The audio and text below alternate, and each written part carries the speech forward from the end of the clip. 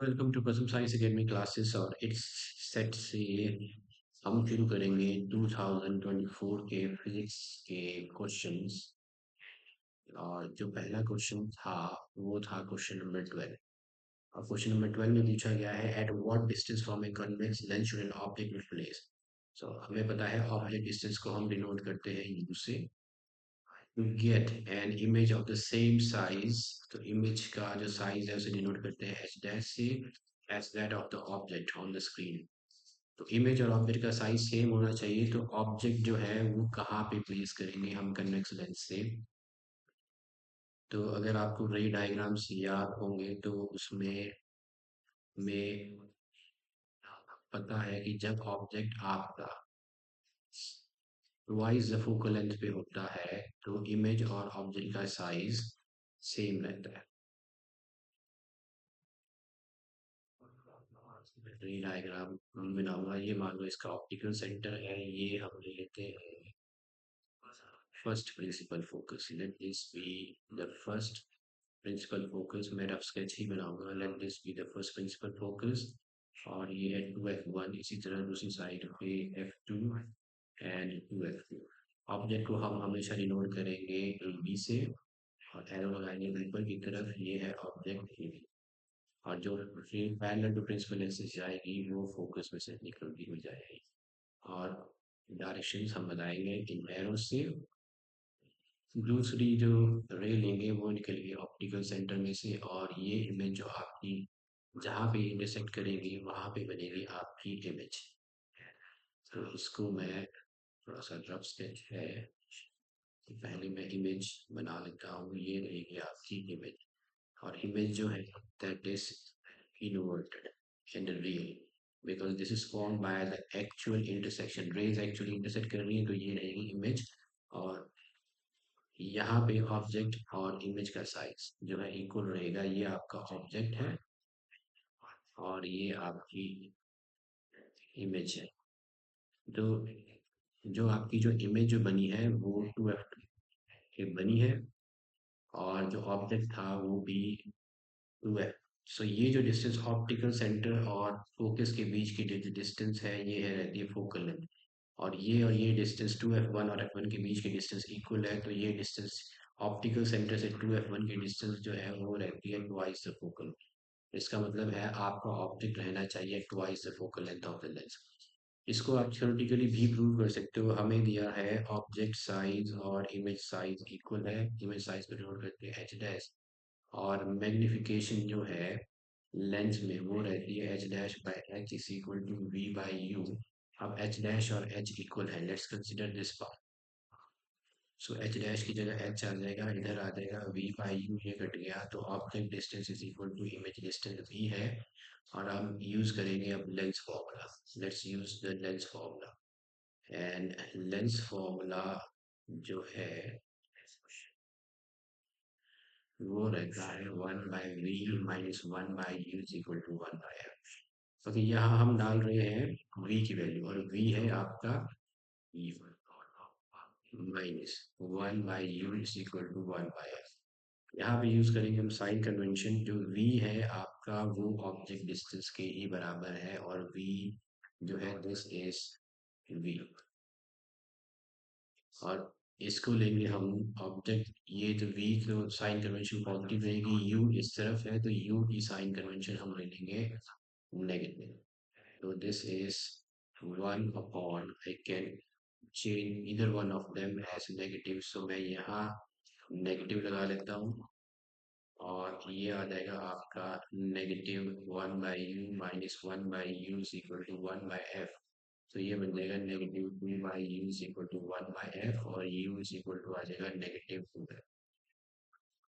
और आप sign convention इधर भी लगा सकते हैं।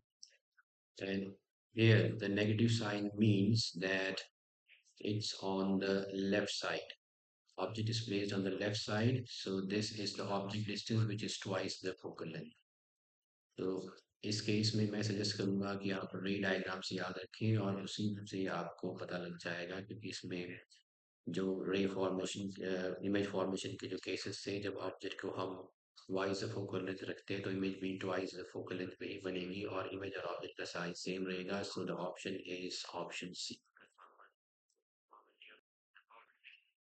ओके, क्वेश्चन नंबर 13 में पूछा गया है the lens system of human eye forms an image on a light sensitive screen which is called. और अगर हम एक स्ट्रक्चर बनाए ह्यूमन आई का, तो ह्यूमन आई का स्ट्रक्चर ऐसे कुछ इस तरह से रहेगा। और हमें पता है कि ये है आपका cornea and here is the lens. तो लेंस में से जब rays of light, this is the structure of human eye, और जितनी भी रेज ऑफ लाइट यहाँ रहेगा एक इन मेमोरी, उसे हम बोलते हैं रेटिना। तो सारी रेज ऑफ लाइट जो है वो रिफ्लेक्ट होके जो इमेज जो बनाएगी वो रेटिना पे बनाएगी। So D is the correct option in this case. Okay. Now the pattern of the magnetic field produced in the inside a current carrying solenoid. So solenoid जो है that is the, so what is a solenoid? Solenoid is a insulated wire wrapped closely in the form of a cylinder. So ये है आपका solenoid। और अगर हम pattern of the magnetic field produce inside a current carrying solenoid, so pattern of the magnetic fields inside a current carrying solenoid, तो यहाँ पे जो अंदर जो मैग्नेटिक फील्ड्स रहेंगी they are the parallel set of equidistant arrows inside a solenoid. So ये रहती है पैरेलल इक्विडिस्टेंट एरोस, और ये रिप्रेजेंट करती है uniform magnetic field. So the pattern of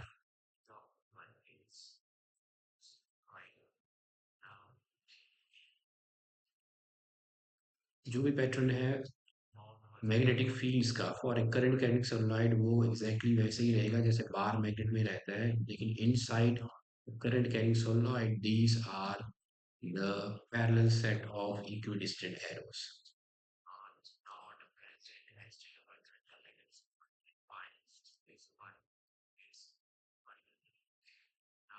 arrows और हमारी ऑप्शन ऑप्शन ए।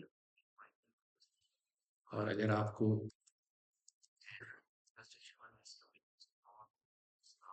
जो सोलेनॉइड का जो मैग्नेटिक फील्ड का पैटर्न अगर आपको याद रहेगा, तो मैग्नेटिक फील्ड का जो पैटर्न है वो एग्जैक्टली वैसा ही रहता है जैसे कि बार मैग्नेट में रहता है। So it's exactly the same. So that's why the pattern of the magnetic field produced inside a current carrying solenoid is option A. So for question number 20, the question says that rainbow is a natural spectrum of sunlight in the sky, which is true. Now, rainbow is formed in the sky when the sun is overhead and water droplets are also present in the air.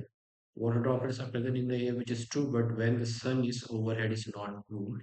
Actually, the rainbow, जब rainbow बनता है, जो natural spectrum है, वो जब rainbow जो बनेगा 7 colours का वो तभी बनेगा जब सन जो है इस यूजर के पीछे रहेगा। The sun is behind the user, और the sun is opposite to the direction of the rainbow. अगर ये रेनबो है तो सन इसके बिल्कुल behind the back of the user, ये जो ऑब्जर्वर है इसके पीछे रहेगा। तो सन इज बिहाइंड और opposite to the direction of the rainbow, और it should be at the back of the observer. Observer के पीछे रहेगा। Sun should be behind the observer, so that means the reason R is false.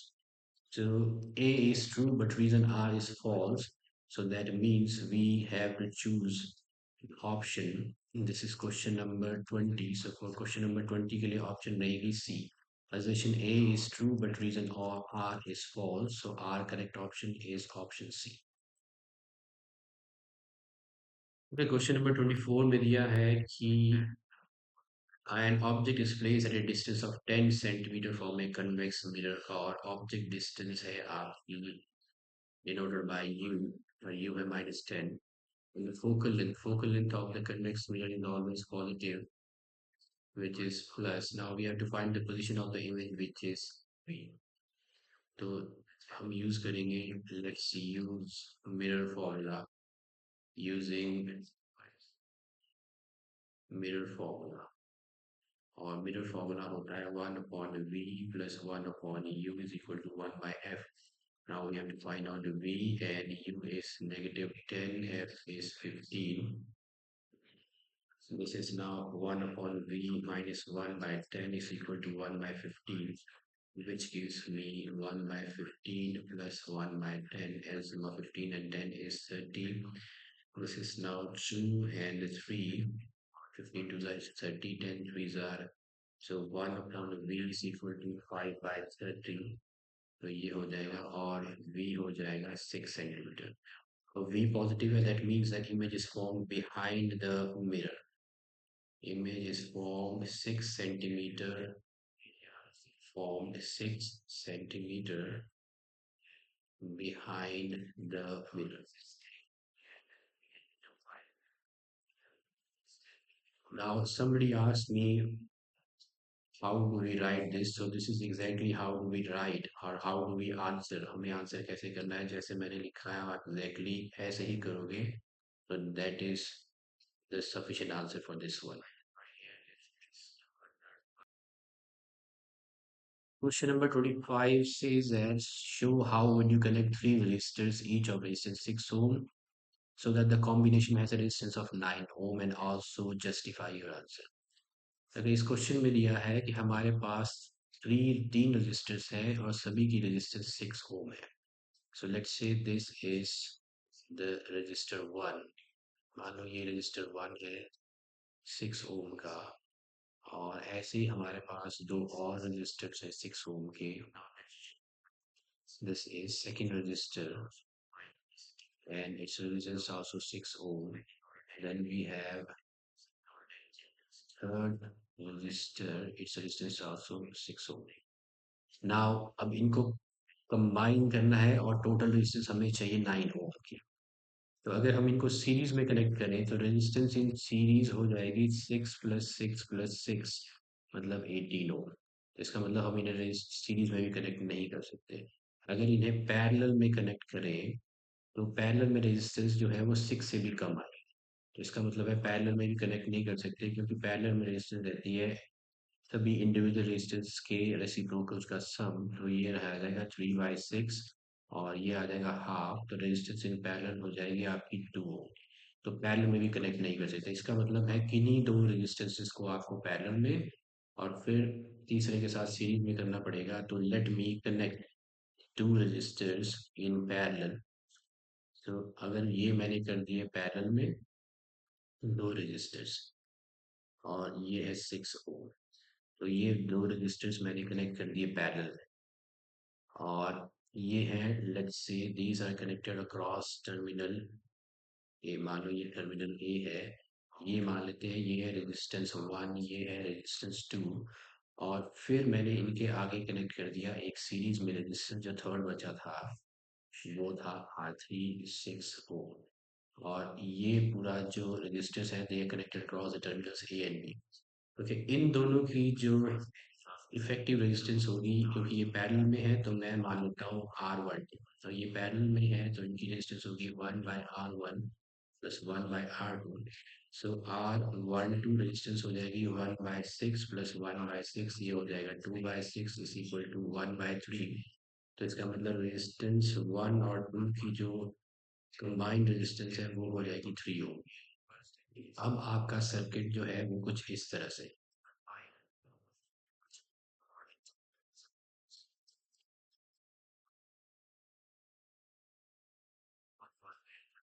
ये बन गया आपका circuit. तो अब यहाँ पे है R12 की रेजिस्टेंस जो है 3 ओम, और यहाँ पे है आपका थर्ड रेजिस्टर जो कि है 6 ओम। अब ये दोनों है सीरीज में, तो इन दोनों की जो रेजिस्टेंस है, क्योंकि सीरीज में है तो इनको हम करेंगे ऐड। तो R12 की रेजिस्टेंस थी 3 ओम और R3 है 6, तो ये बन जाएगा 9। तो इसका मतलब है हमारे पास इफेक्टिव रेजिस्टेंस कॉम्बिनेशन की रेजिस्टेंस आएगी 9 ohm. And I have also justified कैसे इनको कनेक्ट करना है। तो you can draw these diagrams and show that how ये रेजिस्टेंस 9 ओम कैसे आएगी? For question number, it's the same question, but it's the B part. So question number 25th. It is question number 25th B part. और इस question में पूछा गया है इस सर्किट में हमें पावर कंज्यूम्ड इन वॉट्स निकालनी है इस रजिस्टर के लिए 2 ओम रजिस्टर के लिए। और इस रजिस्टर में ये दोनों रेजिस्टेंसेस कनेक्टेड हैं सीरीज में, तो करंट जो है 2 ओम में जो जाएगा, बिकॉज क्योंकि ये दो रेजिस्टर सीरीज में है तो 2 ओम में भी आई ही करंट जाए। इसका मतलब हमें करंट आई निकालना पड़ेगा पहले। उसके लिए पूरे सर्किट के लिए जो करंट है आई है, तो उसके लिए पूरे सर्किट की रेजिस्टेंस भी निकालनी पड़ेगी। और रेजिस्टेंस हो जाएगी रेजिस्टेंस इन सीरीज, और वो हो जाएगी 1 ओम प्लस 2 ओम, जो कि हो जाएगा 3 ओम। तो ये आपकी निकल गई पूरे सर्किट की रेजिस्टेंस, जो कि रेजिस्टेंस इन सीरीज है। अब हम निकालेंगे पूरे सर्किट का करंट, जहाँ हम यूज करेंगे ओम्स लॉ। और वी नो दैट करंट जो होता है वो होता है I is equal to we by R, क्योंकि ओम्स लॉ बोलता है V is equal to I R, तो I is equal to V by R. V हमें पता है, V is the potential difference which is 6 volt. तो 6 volt divided by resistance is 3, which gives me 2 ampere. So this is 3 ohm, so which gives me 2 ampere. So उसका मतलब इसमें current जाएगा 2 ampere का। 2 ओम में भी 2 एम्पियर का जाएगा और 1 ओम की रेजिस्टेंस में भी 2 एम्पियर का ही करंट जाएगा, क्योंकि जब रेजिस्टेंस आपकी सीरीज में रहते हैं तो सभी में करंट सेम रहता है। अब हमें निकालना है इस रेजिस्टेंस टू रेजिस्टेंस के क्रॉस में पावर कितनी जाएगी। तो पावर का फॉर्मूला हम लगाएंगे, क्योंकि हमें पता है करंट और हमें पता है उसकी रेजिस्टेंस। तो P इज इक्वल टू, हमारे पास P का जो फॉर्मूला है वो होता है V इंटू आई।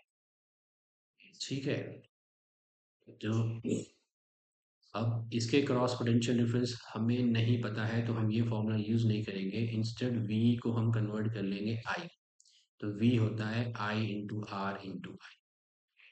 तो P इज इक्वल टू हो जाएगा आई स्क्वायर आर। तो ये फॉर्मूला हम यूज करेंगे, क्योंकि इसमें हमें करंट पता है कितना है 2, तो हो जाएगा 2 का, और इसकी जो रेजिस्टेंस है वो 2 है। तो 2 का स्क्वायर हो जाएगा 4 इंटू 2 8। तो पावर के यूनिट्स होते हैं वॉट, तो आ जाएगा 8 वॉट। 8 वॉट की पावर जो है that is consumed in watts by the resistor of 2 ओम।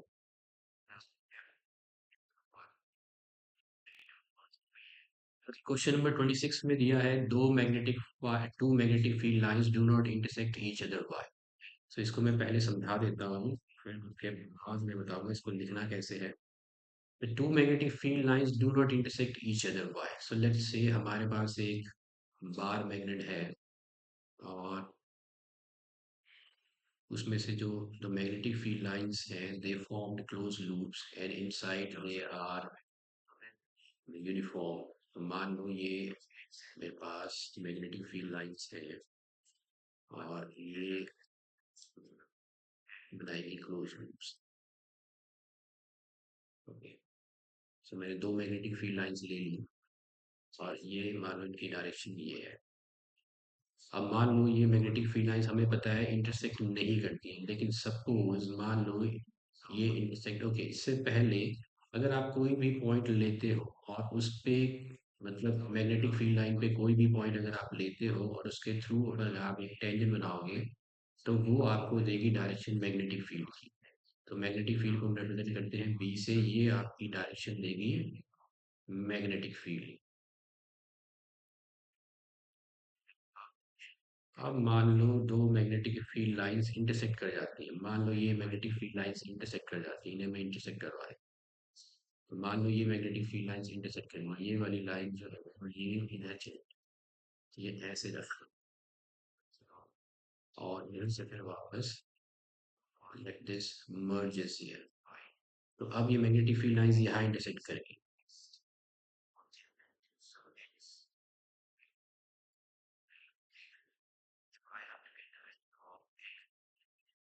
मान लो ये मैग्नेटिक फील्ड लाइंस यहाँ इंटरसेक्ट करेंगी, तो इस मैग्नेटिक फील्ड लाइन के लिए अगर टेंजेंट बनाए तो मैग्नेटिक फील्ड की डायरेक्शन जाएगी। अगर इस मैग्नेटिक फील्ड के लिए अगर हम एक टेंजेंट बनाए तो ये है मैग्नेटिक फील्ड की डायरेक्शन इधर। और अगर दूसरी वाली के लिए अगर हम टेंजेंट बनाएं तो ये मैग्नेटिक फील्ड की डायरेक्शन देगी इधर। तो इसका मतलब है एक ही पॉइंट पे मैग्नेटिक फील्ड की दो डायरेक्शंस है विच इज नॉट पॉसिबल, इसीलिए two magnetic lines they do not intersect.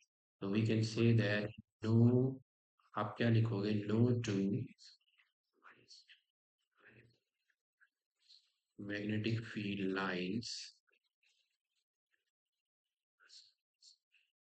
intersect each other because क्योंकि if they do so, if they do so मतलब अगर ऐसा हुआ तो then at the point of intersection, तो उस point of intersection पे जहाँ पे ये दो lines काटेंगी, at that point of intersection there will be two directions of magnetic field which is not possible। तो उस पॉइंट ऑफ इंटरसेक्शन पे मैग्नेटिक फील्ड की दो डायरेक्शंस हो जाएंगी विच इज नॉट पॉसिबल, और hence no two magnetic field lines intersect each other, दो magnetic field lines कभी भी इंटरसेक्ट नहीं करेंगी, hence no two magnetic field lines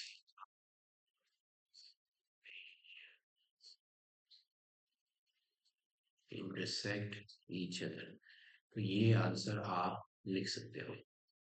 okay, इसी का part B, how is uniform magnetic field in a given region represented. तो uniform magnetic field को अगर आपने रिप्रेजेंट करना है तो आपको बनाने पड़ेंगे इक्वी डिस्टेंस, इक्वी डिस्टेंस मतलब इक्वल डिस्टेंस पे पैरेलल सेट ऑफ एरोस, जैसे कि हम बीम ऑफ लाइट बनाते हैं। तो ये रिप्रेजेंट करेंगे आपकी यूनिफॉर्म मैग्नेटिक फील्ड। ये है यूनिफॉर्म मैग्नेटिक फील्ड जो आपको मिलती है सोलोनॉइड के inside. So this is the uniform magnetic field is represented by the equidistant parallel straight lines। तो आप लिख सकते हो यूनिफॉर्म मैग्नेटिक फील्ड, इसके नीचे मैं लिखता हूँ इज represented by equidistant, बराबर डिस्टेंट पे equidistant और distance parallel straight lines। These are parallel straight lines।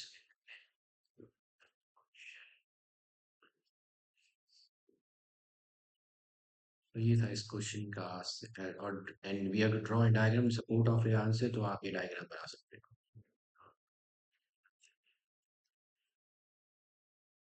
Okay, next question may we have to study the diagram given below and answer the questions that follow. Name the defect of vision represented in the diagram and give reason for your answer.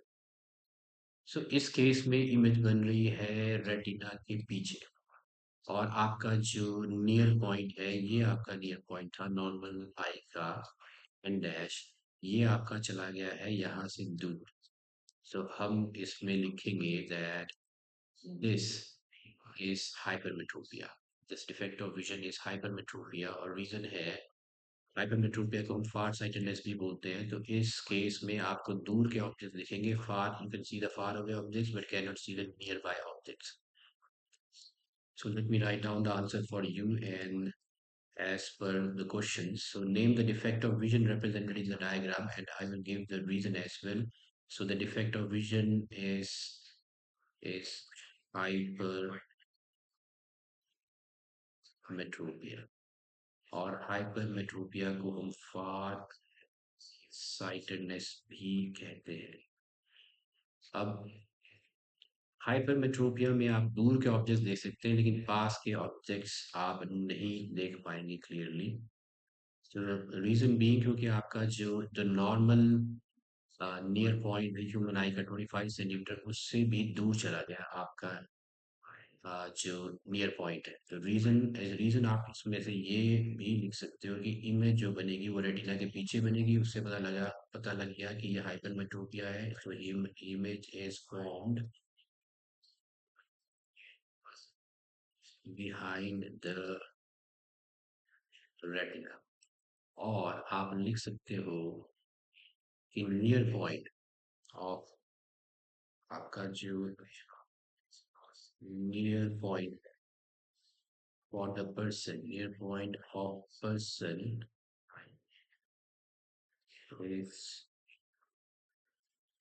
farther away, वो दूर चला जाए, away from the normal near point, और normal near point रहता है 25 centimetre. So normal near point से भी दूर चला गया है। Let me show you it in the diagram. So ये था आपका normal near point, यहाँ से भी दूर इधर चला गया। तो आपकी इमेज जो बन रही है वो रेटिना के पीछे बन रही है। तो मतलब ये नियर पॉइंट जो है अब आपका, आपको इमेज रेटिना के पीछे चल रहा है, क्योंकि जब आपकी इमेज यहाँ पे रहेगी तब आपको यहाँ पे इमेज मिलेगी। तो फिर लिस्ट टू कॉजेज, और इसके दो रीजंस हो सकते हैं। इसके दो रीजंस हैं, या तो आपकी फोकल लेंथ बढ़ गई है। The first reason could be that focal length has, or the focal length is increased, or focal length of eyeball is too long. So focal length of eye lens is too long. Second है आपका eye ball, या फिर eye ball आपका छोटा हो चुका है। तो फोकल लेंथ बढ़ गई है, जिसकी वजह से इमेज जो है रेटिना के पीछे जा रही है, या आपका आई बॉल छोटा हो गया, या आई बॉल छोटा हो गया, eye ball has become too small.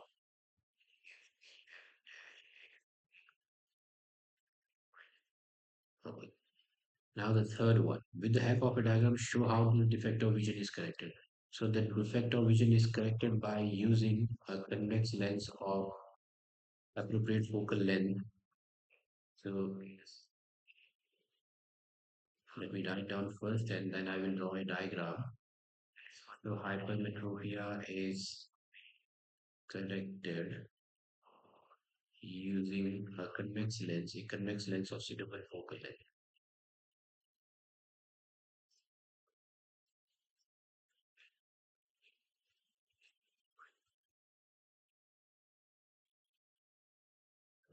Okay.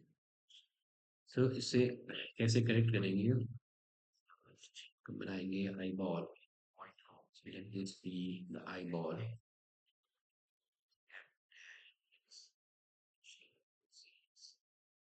यहाँ बनाएंगे हम कन्वेक्स लेंस। ओके, आपका जो नॉर्मल नियर पॉइंट है ये था, ये थोड़ा दूर चला गया, और जो रेज ऑफ लाइट यहाँ से आएंगी, इसको यहाँ से जो रेज ऑफ लाइट आएंगी यहाँ पे, जो रेज ऑफ लाइट आपने सीधी बनानी है, यहाँ पे आएंगी, और इसकी जो रेज ऑफ लाइट है यहाँ से,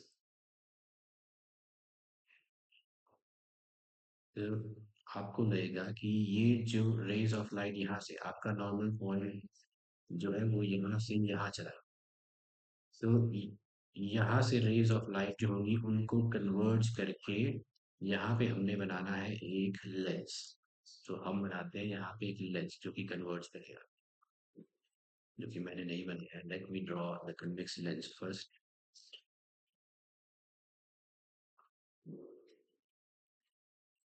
ओके, यहाँ पे बनेगा एक convex lens of appropriate focal length. अब जो रेज ऑफ लाइट है, यहाँ से जो रेज ऑफ आपका नॉर्मल नियर पॉइंट यहाँ चला गया, तो यहाँ से जो रेज ऑफ लाइट को ये कन्वर्ज करेगा इधर, और ऐसे ही इस तरफ भी और फिर बना सकते हैं। तो रेज ऑफ लाइट को इसने कन्वर्ज कर दिया, आपने स्ट्रेट बनानी है। ओके, तो ऐसा लगेगा ये रेज ऑफ लाइट, यहाँ से जो रेज ऑफ लाइट है वो कन्वर्ज होने के बाद सीधी रेटिना पे गिरेगी। तो इसने क्या किया, जो रेज ऑफ लाइट आपका नॉर्मल पॉइंट इधर चला गया है, तो ये आपका नॉर्मल नियर, अब यहाँ से जो रेज ऑफ लाइट है उनको कन्वर्ट करके ये रेटिना पे इधर पे जाए, आपके और हमें लगेगा ये रेज ऑफ लाइट जो है इधर से आ रही, तो आपका जो नॉर्मल पॉइंट इधर चला गया था, वहां से भी रेज ऑफ लाइट को इसने कन्वर्ट करके इधर कर दिया है। तो इस तरह से जो आपका एन जो है वो हाइपरमेट्रोपिक आई का नियर पॉइंट, ये जो एन है ये नियर पॉइंट है ऑफ ए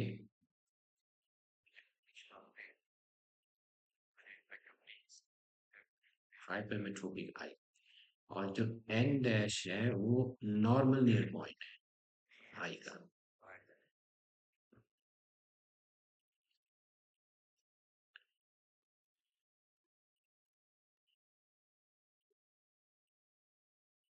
तो यहाँ से जो नियर पॉइंट इधर चला गया था, यहाँ से रेज ऑफ लाइट को कन्वर्ट करके रेटिना पे लाएगा, अभी भी रेटिना के पीछे नहीं, बिल्कुल रेटिना के ऊपर बनेगी।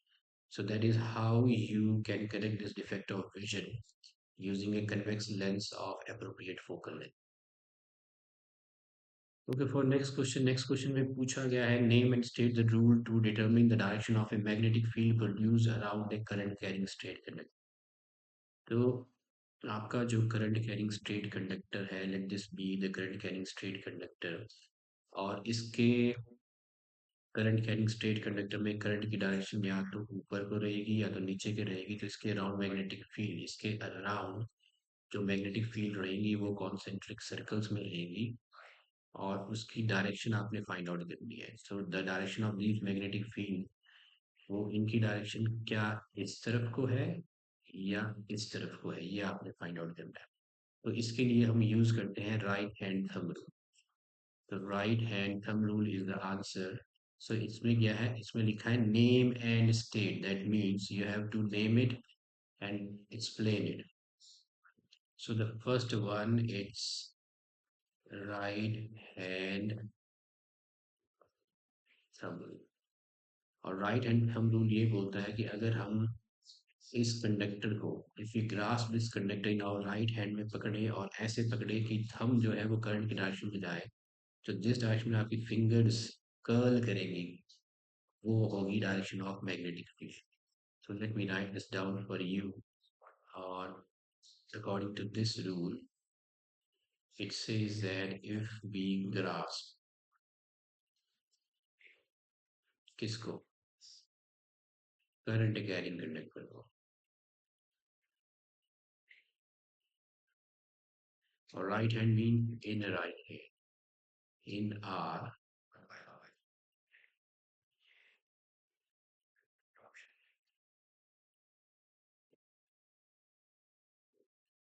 such that ऐसे ग्राफ करना है कि आपका thumb points in the direction of current,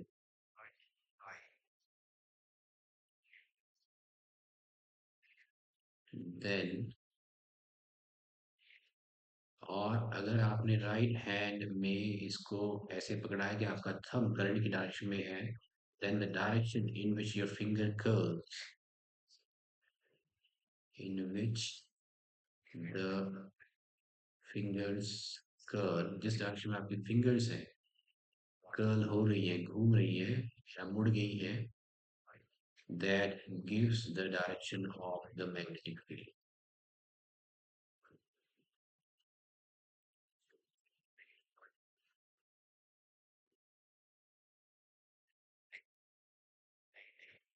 Okay, ये है right hand thumb rule. The second part में पूछा है force experienced by current carrying straight conductor in a magnetic field which is perpendicular to it. तो कौन सा rule use करते हैं हम to find the direction of force, और वो है फ्लेमिंग्स लेफ्ट हैंड रूल। मैंने रूल का नाम बता दिया, फ्लेमिंग्स लेफ्ट हैंड रूल। अब इसको हम स्टेट भी करेंगे, मतलब इसको हम एक्सप्लेन भी करेंगे, ये क्या है, इसकी स्टेटमेंट क्या है। तो first was right hand thumb rule and the second is Fleming's left hand rule. So this is used to find the direction of force जो कि लगती है करंट कैरिंग स्ट्रेट कंडक्टर पे, अगर उसको हम एक मैग्नेटिक फील्ड में रखें जो कि उसके परपेंडिकुलर है। सो आपके पास तीन डायरेक्शंस हैं, एक डायरेक्शन है मैग्नेटिक फोर्स की, एक डायरेक्शन है करंट की, और एक डायरेक्शन है मैग्नेटिक फील्ड की। इस केस में फ्लेम्स लेफ्ट हैंड रूल ये होता है कि इफ वी स्ट्रेच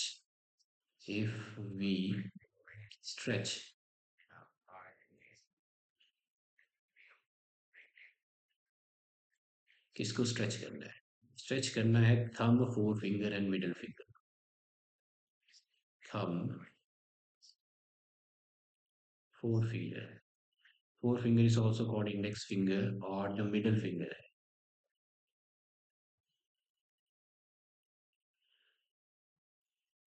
तो ये है थंब, ये है फोर फिंगर और ये है मिडल फिंगर। इनको आपने mutually perpendicular to each other stretch करनी है ऐसे।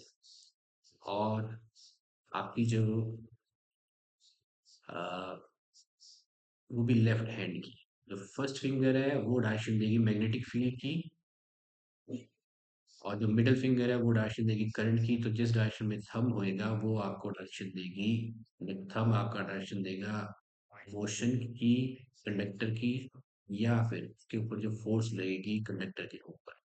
So if we stretch the thumb, forefinger, and the middle finger such mutually perpendicular to each other, and thumb, forefinger, and middle finger, these are mutually perpendicular to each other such that इनको ऐसे stretch करना है कि if अगर four finger आपको direction देती है magnetic field की, तो फोर फिंगर आपको डायरेक्शन दे रही है मैग्नेटिक फील्ड बी से रिप्रेजेंट करेंगे, और मिडल फिंगर आपको डायरेक्शन देगी करंट आई से। So if forefinger gives the direction, and the first finger gives the direction of the magnetic fields, and the middle finger gives the direction of the current, such that if I'm going to write down forefinger, अगर forefinger it gives the direction of magnetic field B, and तो यहाँ if लिखना है, पहले से ही हमें पता है कि फोर फिंगर जो है वो मैग्नेटिक फील्ड की डायरेक्शन में है, मिडल फिंगर जो है, middle finger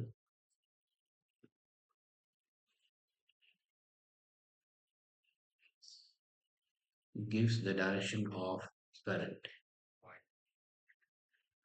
Then the direction in which the thumb points, or the direction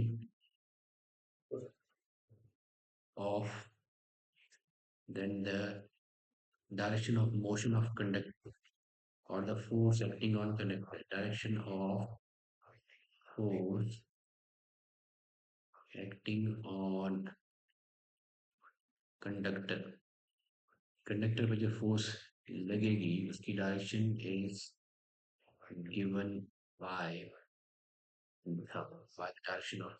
direction of force acting on conductor is given by the direction of thumb। ये है आपका Fleming's left hand rule. मतलब आपके पास मान लो ये फोर फिंगर है, ये मिडल फिंगर है, और फोर फिंगर डायरेक्शन दे रही है मैग्नेटिक फील्ड की, मिडल फिंगर डायरेक्शन दे रही है करंट की, और ये तीनों म्यूचुअली परपेंडिकुलर था। ये जो थंब है, जिस डायरेक्शन में आपका थंब है, that will be the direction of the force. So इस तरह से आप इसको लिख सकते हैं। Question number 36, it says that we have to define electric power and express it in terms of potential difference and resistance. So let's write down the definition of electric power.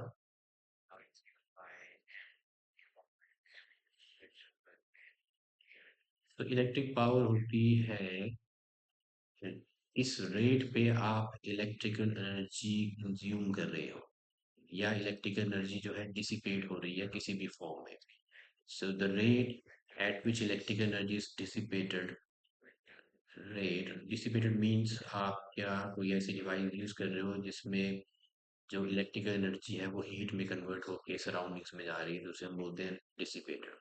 तो rate at which electrical energy is consumed, इधर आपकी device चल रही है तो आपकी electrical energy consume हो रही है, और चल रही है तो क्या वो हीटर है या गीजर है जो किसी फॉर्म में इलेक्ट्रिकल एनर्जी को डिसिपेट कर रहा है, तो उसे हम बोलते हैं इलेक्ट्रिक पावर।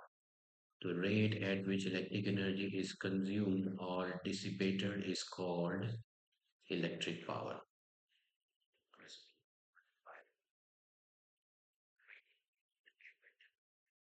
ये बिल्कुल एनसीईआरटी टेक्स्ट बुक की ही डेफिनेशन है, और हमें अब लिखना है पावर को in terms of V and are.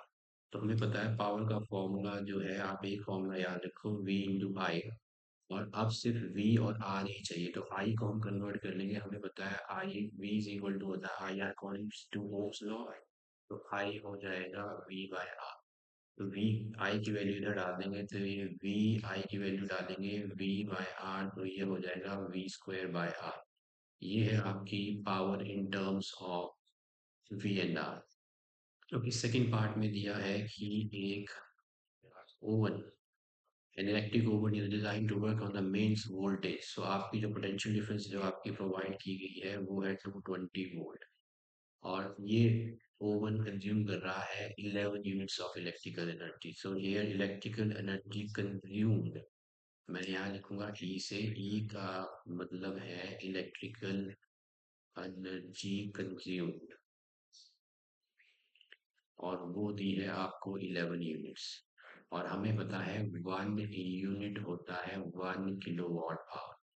So 1 unit होता है 1 किलोवाट आवर। 1 किलोवाट आवर का मतलब है जब 1000 वाट की डिवाइस 1 घंटे के लिए चलती है तो वो जो इलेक्ट्रिक एनर्जी कंज्यूम करती है उसे हम बोलते हैं 1।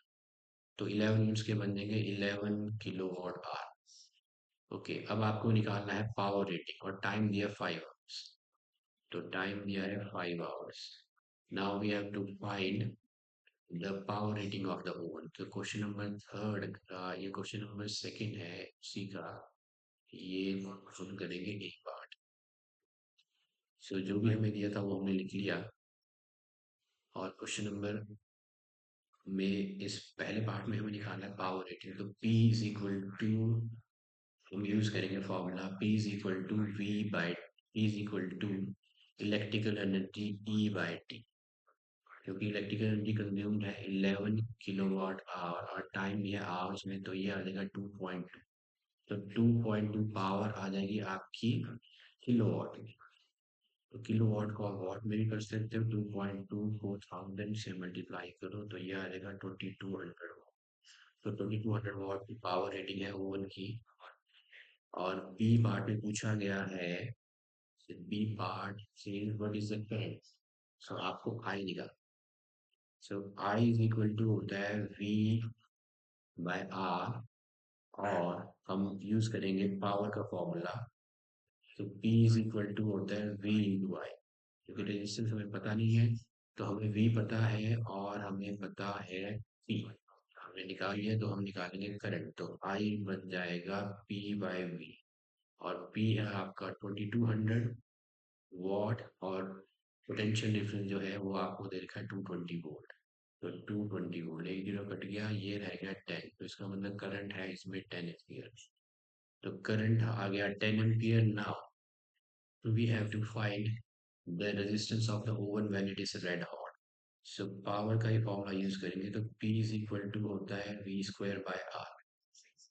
तो P is equal to V square by R से हमें मिलेगा P into R is equal to V square, और R निकालना है तो V स्क्वायर बाय, या V है 220, सो दिस इज 220 स्क्वायर, और जो पावर थी दैट वाज 2200 वाट, सो 2200। अब इसे मैं लिख सकता हूँ 220 इंटू 220 अपॉन 2200, दो जीरो कैंसिल कर सकते हो आप, ये एक कट गया, रह गया आपका 20। सो 22 ओम के रेजिस्टेंस के यूनिट्स है ओम। सो रेजिस्टेंस इज 22 ओम। सो हमें जो दिया गया है उसी का यूज करके, what was asked in the question, we have to find out. So we use the basic formula for power is equal to V into I। Okay, next question is question number 36, part B. इस question में पूछा गया है, we have to write the relation between resistance R and electrical resistivity rho of the material of a conductor in the shape of conductor length L and area of cross section A, and hence we have to write the SI unit of electrical resistivity. So this is one. Okay, now the relation between resistance R and electrical resistivity of a conductor in the shape of a cylinder. So हमारा जो conductor है that is in the shape of a cylinder, ये आपका conductor है in the shape of a cylinder. So wire जो है that is also conductor. Wire is a conductor that is in the shape of a cylinder. So that is, we can say that this is the wire. ये इसका area of cross section है this one. और इसकी जो resistance है वो R मान लेते हैं, इसकी जो लेंथ है दैट इज L, और हमें पता है कि जो रेजिस्टेंस है that is directly proportional to L होती है और इनवर्सली प्रोपोर्शनल टू होती है 1/A। और वन और टू को अगर हम कंबाइन करें, सो कंबाइनिंग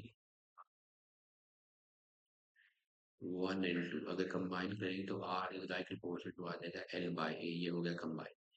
अगर प्रोपोर्शनल का साइन हटे तो यहाँ एक कांस्टेंट आएगा जिसे हम बोलते हैं रो, और ये है आपका कांस्टेंट रो, और इस रो को बोलते हैं हम इलेक्ट्रिकल रेजिस्टिविटी या सिंपली रेजिस्टिविटी और स्पेसिफिक रेजिस्टेंस। ये है रेजिस्टिविटी और इसे हम स्पेसिफिक रेजिस्टेंस भी कहते हैं। तो हमसे पूछा गया था hence write the SI, we have to write the relation between resistance R, electrical resistivity and cylinder of length L and area of cross section. So this is the relation, R is equal to rho into L by A is the relation। and और इसी से हमें hence means इसी से derive करना है SI unit of electrical resistivity। so इस फॉर्मूले को अगर हम in terms of rho अगर हम क्रॉस मल्टीप्लाई करें तो रो आ जाएगा R इंटू एल बाई ए। अब इससे डिराइव करना है इसका हमने यूनिट। तो रेजिस्टेंस का एसआई यूनिट है ओम, और एरिया का एसआई यूनिट होता है मीटर स्क्वायर, लेंथ का होता है मीटर। तो ये कट गया, तो आपका जो एसआई यूनिट बनेगा रेजिस्टिविटी का वो बन गया ओम मीटर। तो रो हो गया ओम मीटर। तो हम लिख सकते हैं जो S I unit of resistivity is equal to हो गया ओम मीटर। तो इसे पढ़ते हैं ऐसे ओम मीटर। ये हो गया क्वेश्चन नंबर फर्स्ट। नाउ आगे दिया है resistance of a wire of length 3 metre is 60 ohm. Okay, question number 2 में दिया है लेंथ है आपकी 3 मीटर, रेजिस्टेंस है आपकी 30 ओम, रेजिस्टेंस है सॉरी 60 ओम, रेजिस्टेंस दी गई है 60 ohm. Okay, so if the area of cross section of wire, area of cross section of wire है 6 into 10 raised power minus 7 meter square, sorry 4 into 10 raised power 7 meter square, sorry for that। so ये है 4 into 10 raised power minus 7 meter square। ये है area of cross section। we have to calculate the electric resistivity, that is we have to find the rho। अब make sure that हमें ये ध्यान रखना है कि सभी एसआई यूनिट में है, मीटर है, ये ओम है, ये मीटर स्क्वायर है। So we are ready to go. So rho हो जाएगा R into A by L, resistance है आपकी 60, एरिया ऑफ क्रॉस सेक्शन है 4 इंटू 10 रेज़ पावर माइनस 7, और जो लेंथ है वो है 3, तो ये हो जाएगा 20। तो रेजिस्टेंस आपकी हो जाएगी 80 इंटू 10 रेज़ पावर माइनस 7, और यूनिट्स होते हैं ओम metre. 80 into 10 raised power minus 7 ohm meter is the answer। Okay, now for the third part, it states how would electrical resistivity be affected if it is stretched so that its length is double? Justify your answer। So अगर हम length को double कर दें तो electrical resistivity कैसे effect होएगी, अपने answer को आपने जस्टिफाई करना है। तो हमारे पास जो रेजिस्टिविटी का जो फॉर्मूला है, जो रेजिस्टिविटी का जो फॉर्मूला था वो था R into A by L. अब इसमें दिया गया है कि अगर हम resist length of the wire को अगर हम चेंज करें तो क्या रेजिस्टिविटी चेंज होगी? क्योंकि नाउ जो रेजिस्टिविटी है, it is the resistance of a conductor of unit length and unit area of cross section. तो इसकी रेजिस्टिविटी जो है वो चेंज नहीं होगी। ओके, हमें तो फॉर्मूला में दिया है rho is equal to R into A by L. अगर इसको हम डबल कर दें, टू कर दें, तो क्या इसकी जो रेजिस्टिविटी है, मान लो ये रेजिस्टिविटी का फॉर्मूला है, rho is equal to R into A by L. और अब दिया है नई लेंथ आपकी आ जाएगी डबल टू एल। नई लेंथ आ गई आपकी डबल टू एल। सो इसका मतलब है जो नई रेजिस्टिविटी है वो R into A by two L, मतलब हाफ हो जाएगी क्या, R into A by L. और R into A by L था रो, तो इसका मतलब है जो नई रेजिस्टिविटी है वो हाफ इंटू रो हो जाएगी। नहीं, क्योंकि जो रेजिस्टिविटी की डेफिनेशन है, resistivity is that resistance of a conductor of unit length and unit area of cross section, that is ये एक ऑलरेडी एक वैल्यू डिफाइंड है, this value is already specified. अलग अलग मटेरियल्स के लिए, जैसे कॉपर के लिए रजिस्टिव वैल्यू हमने ऑलरेडी निकाल रखी है, एक रेजिस्टेंस निकाल रखी है 1 मीटर उसकी लेंथ लेके और 1 मीटर स्क्वायर उसका यूनिट एरिया क्रॉस सेक्शन लेके, जो वैल्यू है उसको हमने यहाँ रख रखा है। तो ये ऑलरेडी एक डिफाइंड वैल्यू है।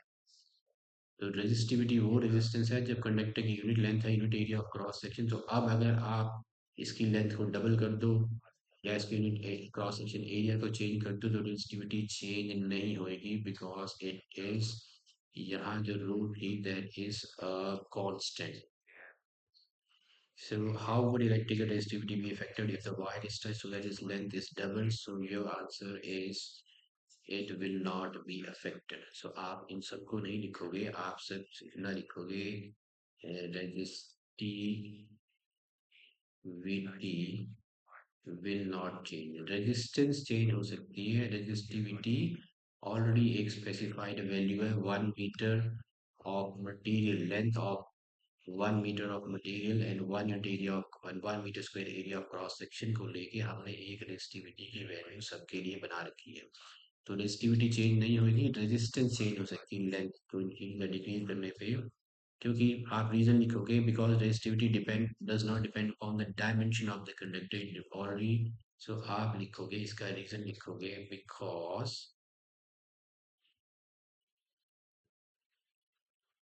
resistivity does not depend upon dimensions. Resistivity does not depend on dimensions, ये सिर्फ डिपेंड करती है नेचर ऑफ द मटेरियल पे। अगर वो कॉपर है तो उसकी रेजिस्टिविटी अलग होगी, सिल्वर है तो उसकी रेजिस्टिविटी अलग होगी। So but it only depends on the nature of material।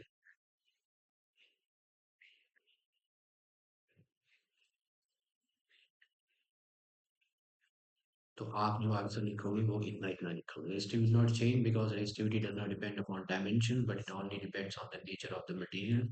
ये सब मैंने समझाने के लिए बताया था। This one you can exclude this one, ये आप यूज नहीं करोगे, ये भी यूज नहीं करोगे, ये समझाने के लिए था, आप आंसर सिर्फ उतना ही लिखोगे। Let's move on to the next question.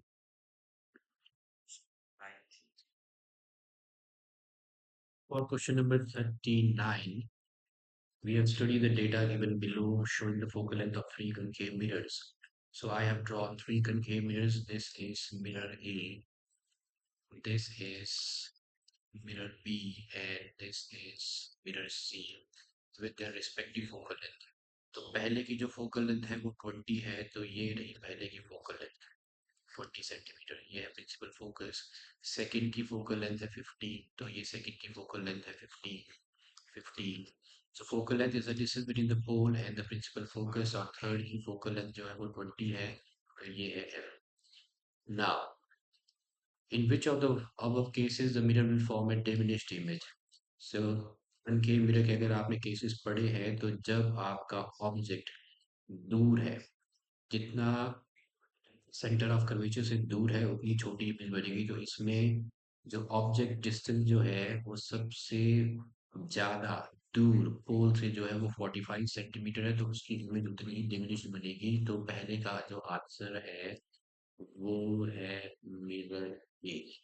तो जितना आपका ऑब्जेक्ट सेंटर ऑफ कर्वेचर से दूर होगा उतनी इमेज छोटी होती जाएगी कनकेव में। Okay, now justify your answer. You can justify your answer by drawing this diagram, or uh, you can say that as the object is placed beyond the center of the curvature. So if you have to justify or give the reason, we can write here that the answer for first is mirror A. You need not have to draw the diagram, just write down that the image will be diminished in mirror A is the object is placed beyond the center of curvature. So object is placed beyond the center of curvature, so that's why the image is diminished beyond. So this is center of curvature and the object AB is placed beyond the center of curvature. I have drawn three cases for you so that you can take the screenshots or just watch them in case you're not able to understand. So now the list two properties of image formed in case two.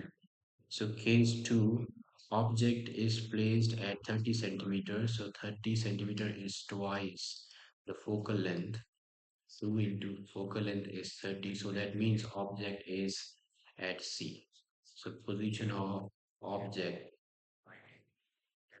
is at center of curvature. The twice the focal length is the center of distance of the pole from the center of curvature. This is C, and position of object is at C.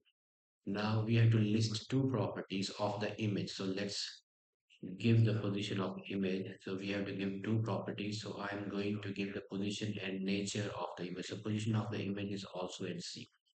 And size of image, let me list that as well. So size of image is equal to size of object. So I can write here it's same size as that of object. So same size as that of object. Now, what will be the nature of the image? So I can also write the nature of the image. So the nature, because the image is formed by the actual intersection of the rays, so image is real, and we know that for real, it's always inverted in this case. So real and inverted. So these are the properties, and you can list any two of two of these. So what is the nature and size of the image formed by mirror C? So let's go to mirror C. So this is mirror C, and we have to write down the nature and size of the image. So you can see that the size of image is enlarged. This is the image form A dash B dash.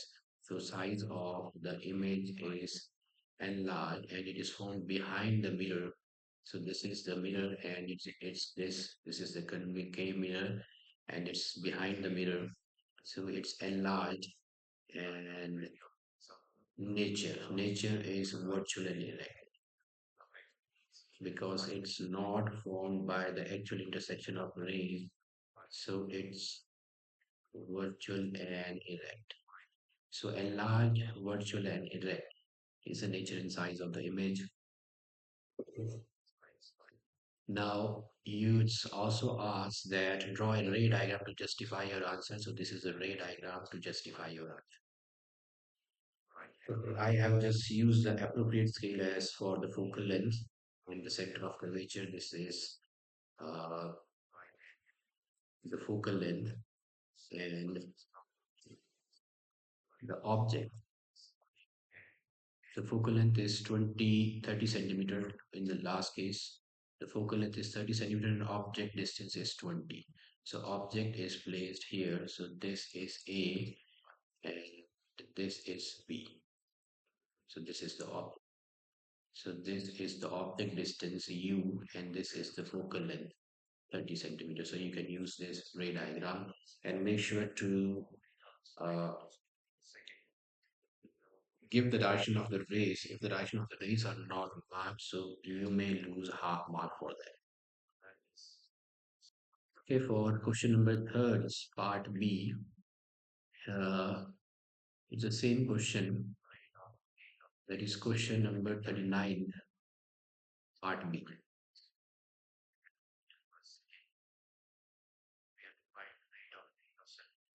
Okay, now object is placed at a distance of 18 centimeter from the pole of a concave mirror. So object distance is given by u and it's a negative 18 using the sign convention because it's in front of the mirror. And concave lens focal length is always a negative. Find the position and size of the position of the image formed in this case. That means we have to find out B.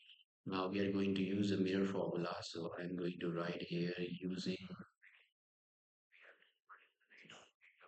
mirror formula. So using mirror formula says that it's 1 upon u plus 1 upon v is equal to 1 by f because these are the mirrors. So u is negative 18 plus 1 by vf is negative 12. So this becomes negative 1 by 18 plus 1 by v is negative 1 by 12. And I can write 1 by v is equal to negative 1 by 12 plus 1 by 18. Now the LCM of 12 and 18 is 18 to the is 36. So this is negative 3 plus 2 which gives me negative 1 by 36. So that means 1 by v is equal to 1 by 36. If we cross multiply this, this gives me v is equal to negative 6. Okay, negative in this case means that the image is in front of the mirror at a distance of 36 centimeter from the pole because the distance from the pole to the left is taken as negative. So I can write that image is. So this image is in front of the mirror, in front of a mirror at a distance of 36 centimeter और 36 centimeter distance जो है वो pole से है from the pole of mirror. सारी distances हम pole of the mirror से measure करते हैं.